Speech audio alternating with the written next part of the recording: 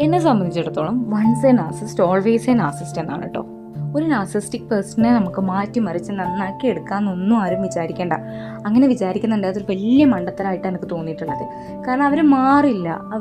അവർ നമ്മളെ അവർക്ക് വേണ്ടുന്ന രീതിക്ക് മാറ്റി നമ്മളെ ഐഡൻറ്റിറ്റി നശിപ്പിച്ച്, നമ്മളെ മെൻ്റൽ ഹെൽത്ത് നശിപ്പിച്ച്, ഫിസിക്കൽ ഹെൽത്ത് നശിപ്പിച്ച്, ലിറ്ററലി നമ്മളില്ലാതാക്കുന്ന ഒരു കാര്യമാണ് അവർ ചെയ്യുന്നത്.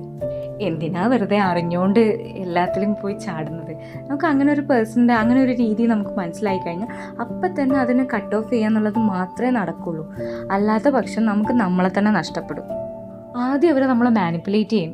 ഇത് നിങ്ങളോടുള്ള സ്നേഹം കൊണ്ടാണ്, അല്ലെങ്കിൽ ഇത് നിങ്ങളോട് കരുതൽ കൊണ്ടാണ്, നിങ്ങളെ സേഫ്റ്റിക്ക് വേണ്ടിയിട്ടാണെന്ന്. ഒന്നുമല്ല, അങ്ങനെയൊന്നുമല്ല.